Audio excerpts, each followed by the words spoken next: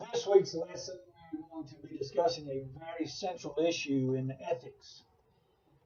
Whether you're on the university campus or a Bible college campus or any campus around the world, university or college, in the field of ethics, this issue of free will versus determinism is central when discussing ethics.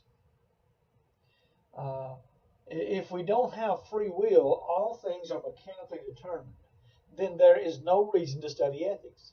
In other words, if our will is not free, if we're not able to make choices and are not responsible for those choices, in other words, if everything is mechanically determined, then our free will choices are meaningless, and therefore there would be no need to discuss value or anything, because if you're not free to choose, then you're just a machine or something like that.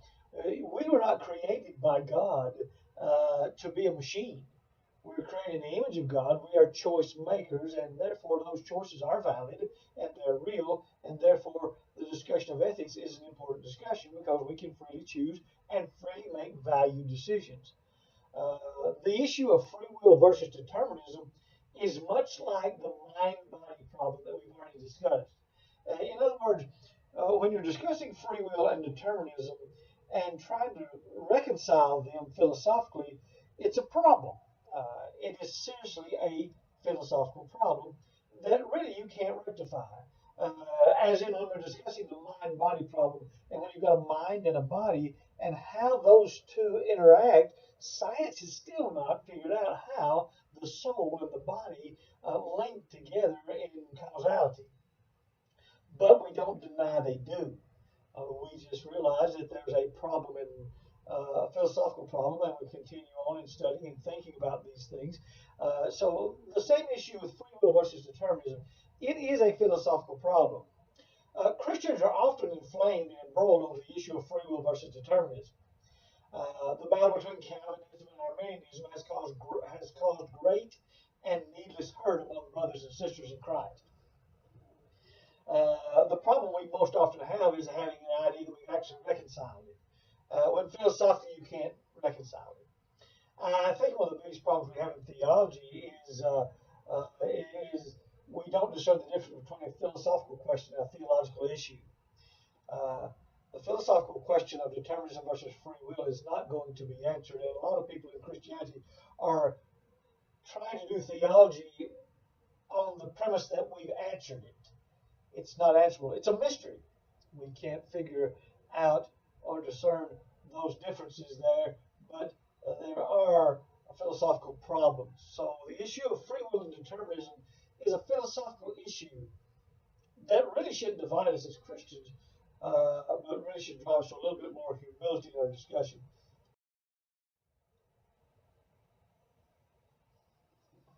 In our discussion of free will versus determinism and in ethics, we want to discuss the options in this discussion of free will versus determinism. And a discussion of those options will give us a better understanding and possibly more humility when we discuss free will versus determinism. In discussing free will and determinism, there are two approaches. One approach is called compatibilism. This is the approach we want to discuss first, and we will talk about it here for just a little bit. And then after that, we'll discuss the other approach, which is called incompatibilism. The approach called compatibilism is most often called soft determinism. Compatibilism or soft determinism asserts that both freedom of choice and determinism are possible. John Stuart Mill, the philosopher, is one philosopher who saw free will and determinism as compatible. Another approach to compatibilism is called reconciliationism. Reconciliationism says freedom of choice is consistent with determinism. There is no freedom without determinism. In other words, a compatibilist will try to reconcile free will and determinism. A compatibilist sees determinism as an empirical probability. causality is a descriptive and therefore empirical generalizations about the world or a useful assumption for scientific investigation. It is not a priori or prescriptive. In other words, a compatibilist will see determinism and free will as friends. Causality is an empirical probability. In other words, you can't do away with determinism and an approach to free will. Let me give you an example. When I throw a ball in the air, I have to say that my hand caused the ball to move. I also have to assume that my brain caused my hand to move.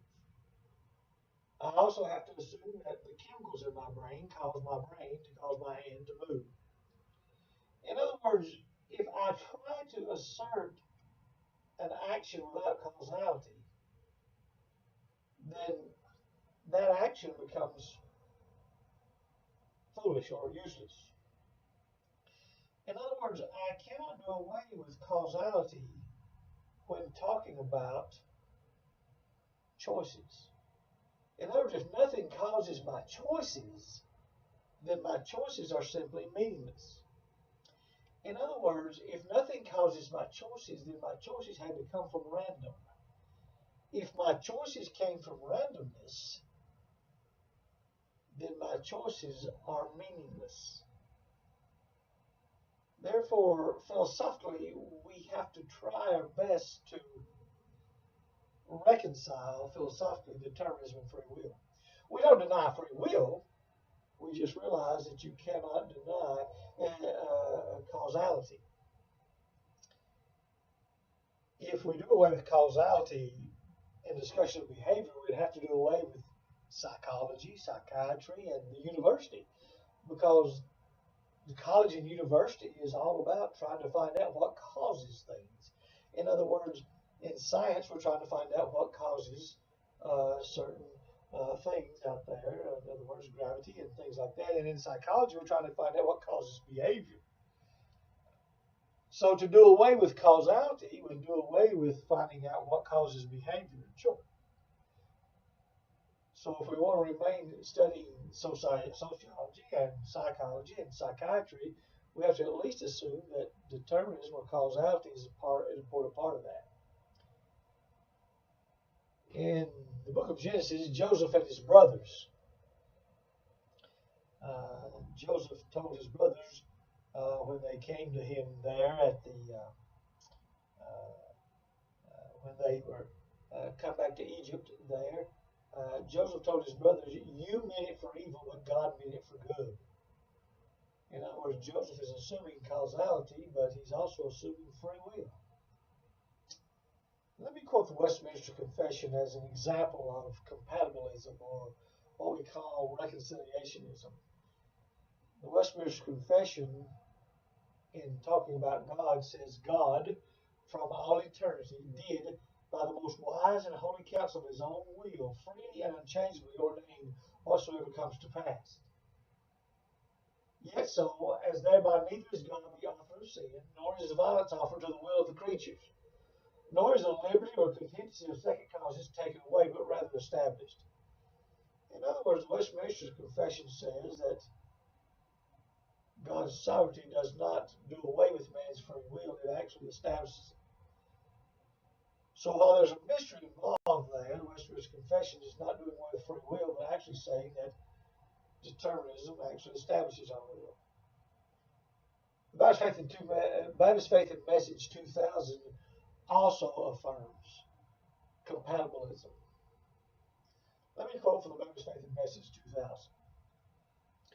Baptist Faith and Message 2000 says, "Election is the gracious purpose of God, according to which he regenerates, justifies, sanctifies, and glorifies sinners. It is consistent with the free will, the free agency of man, and comprehends all the means in connection with the end. It is the glorious display of God's sovereign goodness, and is infinitely wise and holy and unchangeable. It excludes boasting and promotes humility."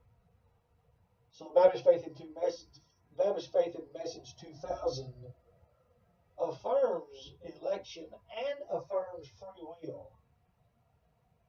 It attempts to reconcile it. It creates humility. If there's one thing that needs to be done in the world today in the discussion of determinism and free will, is just a little bit of humility. I don't know how to reconcile free will and God's sovereignty. I don't know how to reconcile free will and God's determinism. But I'm not going to do away with the human free will to establish determinism. Nor am I going to do away with determinism to establish God's free will or our free will. We can, in humility, affirm both. We are free to choose. The other approach to free will versus determinism is called incompatibilism. Incompatibilism is called libertarianism. Libertarianism says that freedom of choice is inconsistent with determinism. Libertarianism says, or incompatibilism says, not all events are determined, i.e. moral choices are not determined. Therefore, our moral choices are not determined. Well, if they're not determined, then we have to assume that they are based in randomness. Determinism applies only to the person as observed, according to the incompatibilist. Several proponents of incompatibilism will help us understand it even better. One proponent of incompatibilism was the fatalist. The Stoics and Epicureans were fatalists. They believed that free will is an illusion, that everything's determined and free will is just an illusion. This is called the idea of fatalism. Often, some people try to say that the Calvinist and John Calvin was a fatalist.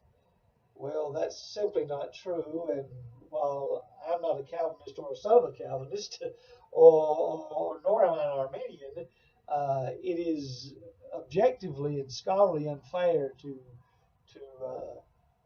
accuse John Calvin or some Calvinists as fatalist. John Calvin said, the doctrine of providence is no Stoic belief in fate. He went on to say in the Institutes, those who would cast obliquity on this doctrine culminated as the doctrine of Stoics, as the dogma of the Stoics concerning fate. The same charge was formerly brought against Augustine, according to Calvin. We are unwilling to dispute about words, but we do not admit that the term fate, both because it is of the class which Paul teaches us to shun as profane novelties, and also because it is attempted by means of the odious term to fix stigma to the truth of God. In other words, Calvin says that it's impossible to accuse the idea of God's providence. It's impossible to equate it with fatalism. The second bullet point there says, what then will you will say? Does nothing happen fortuitously? Nothing contingently? I answer, it is true. It is a true saying of Mason the Great that fortune and chance are human terms, the meaning of which ought not to occupy pious minds. For if all success is blessing from God and calamity is adversity or his curse, there is no place left in human affairs for fortune and chance. What Calvin is basically saying is you cannot apply fate to God's providence, because fate simply tries to find free will in fortune or chance, and that can't be done. That can't be done. In other words, if you do try to do away with determinism, if we attempt to try to find free will without God, then you're going to end up finding free will in a fortune or in randomness. So the hard determinist says free will is an illusion, and that's not what uh, a a compatibilist would believe. So hard determinism says free will is an illusion. Libertarianism, the third bullet point there, libertarianism tries to say that free will is based in indeterminism. In other words, free acts are not caused. Well, if free acts aren't caused, aren't determined, then you've got an undetermined act. And if the act is undetermined, then you are reducing free will to fortune or chaos or randomness. Often we see a bumper sticker that says random acts of kindness. In other words, the bumper sticker is simply saying that acts of kindness are not caused. They are random. They are chaos.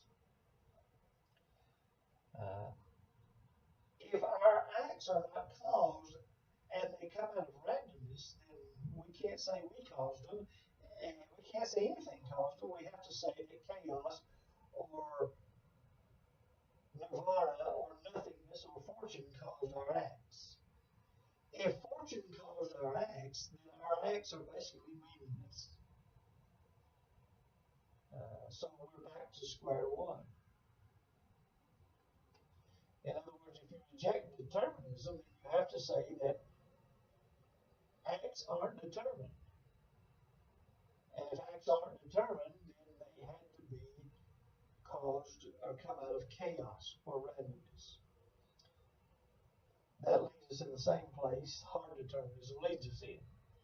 And notice when the hard determinist or the fatalist sees free will as an illusion, the libertarian sees free will as meaningless.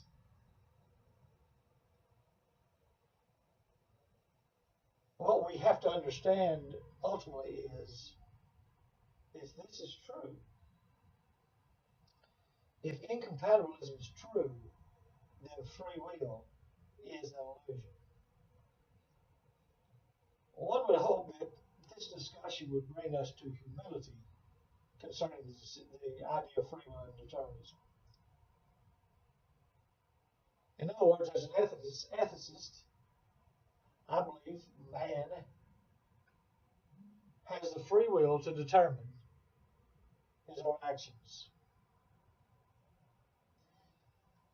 We also believe that without determinism, actions are random and meaningless. So therefore, there is a God who determined everything. God's determinism does not diminish our free will, it establishes it. So therefore, we do have a free will to choose actions, and those actions are based on causes. And God has created us to cause our actions. And while it's a mystery on how causality and determinism fits together, we don't want to reject either one. We place ourselves in humility that there is a God who created us with a free will. God's determinism does not do away with our free will, it establishes it. And our free will doesn't do away with determinism. Both are true, and the discussion is a mystery.